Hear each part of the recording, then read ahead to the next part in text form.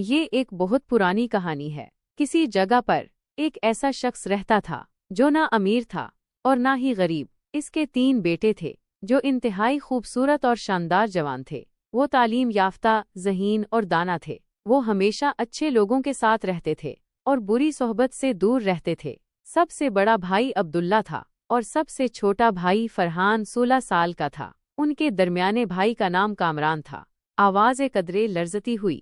ایک دن ان کے والد نے تینوں بیٹوں کو اپنے پاس بلایا۔ اس نے انہیں اپنے قریب بٹھایا، پیار سے ان کے سروں پر ہاتھ پھیرا اور محبت بھری نظروں سے ان کی طرف دیکھتے ہوئے کہا، میرے پیارے بیٹو، میرے پاس تمہیں دینے کے لیے کوئی دولت نہیں ہے۔ میرے مرنے کے بعد جو کچھ بھی تمہارے پاس بچے گا وہ زیادہ دیر نہیں چلے گا، اس لیے مجھ سے زیادہ توقع نہ رکھنا۔ میں نے تمہارے لیے جو کچھ ہو سکا وہ سب کیا۔ میں نے تمہیں 3 عظیم تحفے دیے ہیں۔ اول، میں نے تمہیں صحت مند اور مضبوط جسم عطا کیے ہیں۔ دوم، میں نے تمہیں ہتھیار استعمال کرنے کی مہارت سکھائی ہے اور تم بہترین سپاہی بن گئے ہو۔ اور سوم، میں نے تمہیں بہادری کا سبق دیا ہے اور اب تم بے خوف اور دلیر مرد ہو۔ اب میری 3 نصیحتیں سنو اور ہمیشہ یاد رکھنا، ہمیشہ ایماندار رہنا، یہ تمہیں زندگی میں مصیبت سے بچائے گا۔ غیر ضروری شور مت کرنا، اس سے تمہیں شرمندگی اٹھانی پڑے گی۔ اور محنت کو اپنا شعار بنانا، یہ تمہیں خوشحال اور خوش رکھے گا۔ باقی معاملات تم خود سنبھالو۔ میں نے تمہارے لیے 3 گھوڑے تیار کیے ہیں، ایک کالا، ایک بھورا اور ایک خاکی رنگ کا۔ اس کے ساتھ ہی میں نے تمہارے تھیلوں میں 1 ہفتے کے لیے کافی کھانا ڈال دیا ہے تاکہ تمہارا سفر آسان ہو۔ اب میرے بیٹو، اپنے سفر پر روانہ ہو جاؤ۔ دنیا دیکھو اور تجربہ حاصل کرو۔ دنیا کو جانے بغیر ایک شخص مکمل نہیں ہوتا۔ اپنی قسمت آزماؤ اور جو کچھ بھی حاصل کر سکتے ہو حاصل کرو۔ یہ کہہ کر باپ نے انہیں الوداع کہا۔ آواز میں اداسی۔ تینوں بھائیوں نے اپنے سفر کی تیاری شروع کر دی۔ اگلی صبح فجر کے وقت وہ اپنے گھوڑوں پر سوار ہوئے اور روانہ ہو گئے۔ انہوں نے سارا دن بغیر رکے سفر کیا اور اپنے گھر سے بہت دور چلے گئے۔ جب شام ہوئی اور اندھیرا چھا گیا تو وہ رات گزارنے کے لیے ایک جگہ پر رک گئے۔ اپنے گھوڑوں سے اتر کر انہوں نے کھانا کھایا اور سونے کی تیاری کی۔ چونکہ وہ جگہ ویران اور سنسان تھی، اس لیے انہوں نے فیصلہ کیا کہ تینوں ایک ساتھ نہیں سوئیں گے۔ انہوں نے رات کو 3 حصوں میں تقسیم کیا اور باری باری پہرا دینے کا فیصلہ کیا۔ آواز میں ہلکی سی تشویش۔ سب سے پہلے بڑے بھائی عبداللہ نے پہرا دینا شروع کیا۔ باقی 2 بھائی گہری نیند سو گئے۔ عبداللہ اپنی تلوار کے ساتھ بیٹھا ہوا ادھر ادھر دیکھ رہا تھا اور اپنے بھائیوں کی حفاظت کر رہا تھا۔ رات پرسکون، خاموش اور چاندنی سے بھری ہوئی تھی۔ ہر طرف سکوت طاری تھا، لیکن اچانک دور سے ایک شور سنائی دیا۔ عبداللہ فوراً چوکس ہو گیا اور اپنی تلوار پکڑے تیار کھڑا ہو گیا۔ آواز میں سنسنی اور دلیری۔ جہاں وہ رکے تھے اس سے تھوڑی دور ایک گھنا جنگل تھا۔ اس جنگل میں ایک شیر اپنے غار میں آرام کر رہا تھا، لیکن اب وہ متحرک ہو گیا تھا۔ بھوک سے مجبور ہو کر شیر اپنے غار سے نکلا اور کھلی زمین کی طرف بڑھا۔ جب شیر اس کے سامنے آیا تو عبداللہ بالکل نہیں ڈرا، کیونکہ اسے اپنی بہادری پر پورا یقین تھا۔ اس کی واحد فکر یہ تھی کہ اس کے بھائیوں کی نیند میں خلل نہ پڑے، اس لیے وہ کچھ فاصلے پر کھڑا ہو گیا۔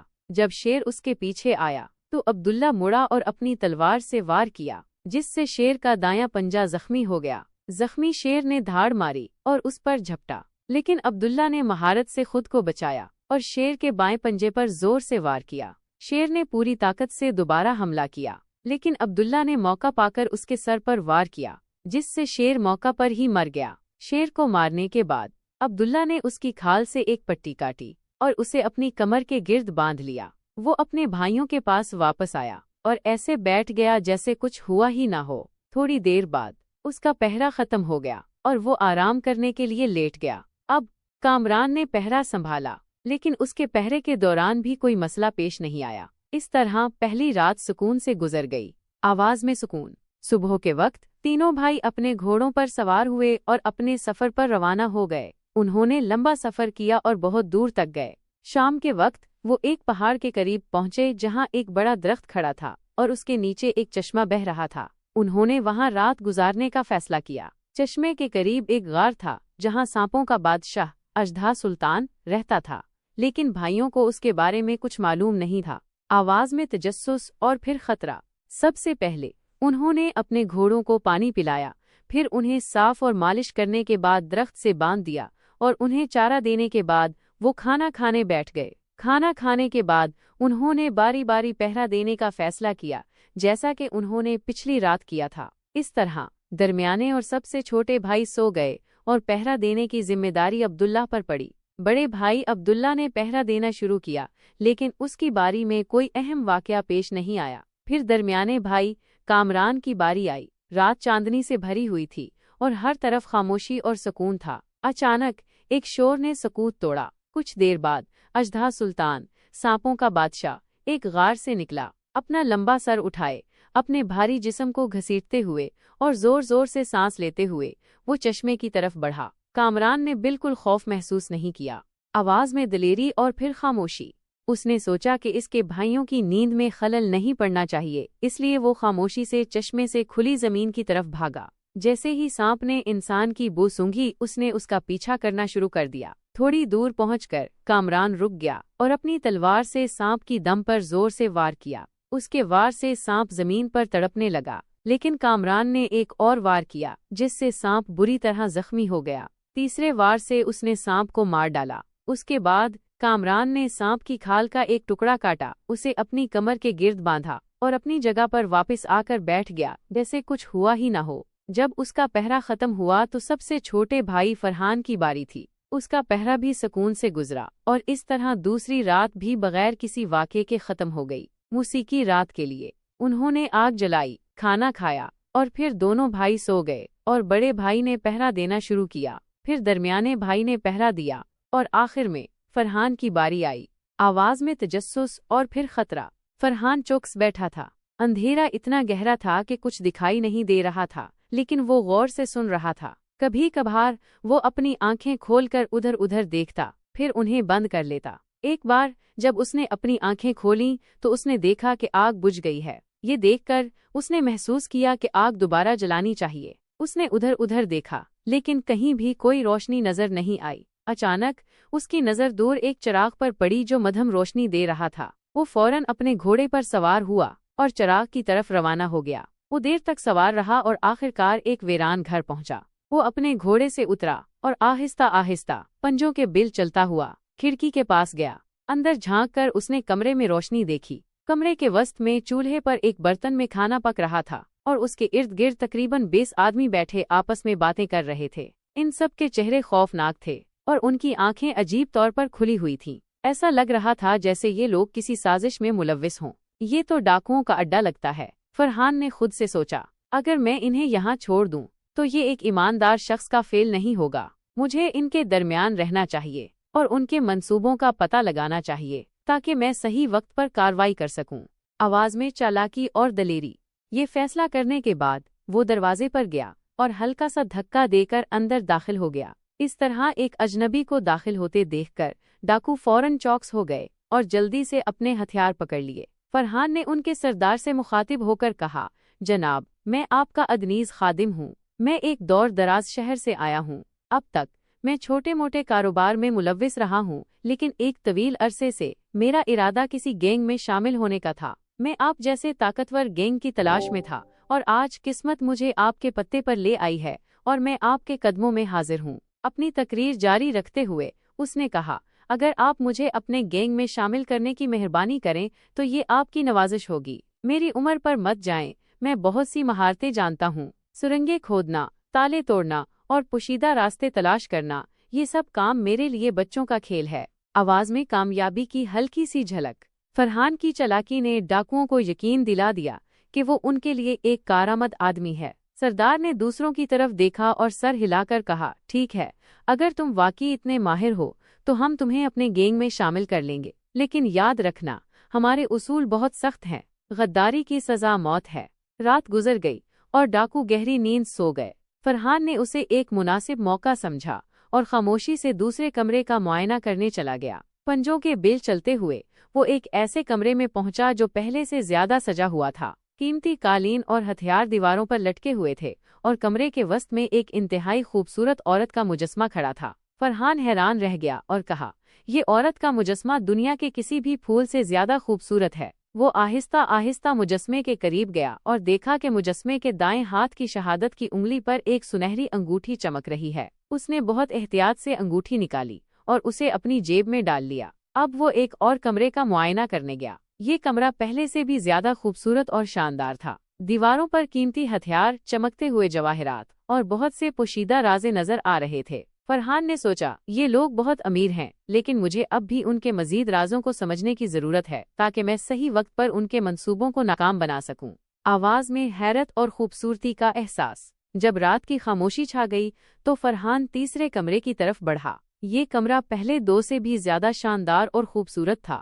ہلکے گلابی ریشمی پردے دیواروں پر لٹکے ہوئے تھے، جن پر خوبصورت پھول باریک تفصیل سے کڑھے ہوئے تھے۔ کمرے کے وسط میں چاندی کا ایک پلنگ تھا، جس پر ایک بہت ہی خوبصورت لڑکی سو رہی تھی۔ یہ لڑکی اتنی خوبصورت تھی کہ ایسا لگتا تھا جیسے کائنات کی ساری خوبصورتی اس کے گرد جمع ہو گئی ہو۔ اس کے ارد گرد 16 خادمائیں گہری نیند سو رہی تھیں، جیسے وہ ستارے اس کی حفاظت کر رہے ہوں۔ ایسا لگتا تھا کہ شہر کے ستارے اور سیارہ زہرا خود اس کی خوبصورتی کے سامنے جھک گئے تھے۔ فرحان آہستہ آہستہ پلنگ کی طرف بڑھا۔ وہ اتنی احتیاط سے چلا کہ ہوا بھی کسی کے کانوں کو چھوتی ہوئی محسوس نہیں ہوئی۔ پلنگ کے پاس پہنچ کر اس نے لڑکی کے دائیں کان میں ایک انوکھا جڑاؤ بالی چمکتا ہوا دیکھا۔ فرحان نے آہستہ سے بالی نکالی اور اسے اپنی جیب میں ڈال لیا۔ اب وہ جانے کے لیے تیار تھا۔ وہ کمرے سے نکلا، محل کے باغ میں پہنچا، دیواروں پر چڑھا اور باہر چلا گیا۔ جیسے ہی وہ اپنے گھوڑے پر سوار ہوا، وہ تیزی سے اپنے کیمپ کی طرف لوٹ گیا۔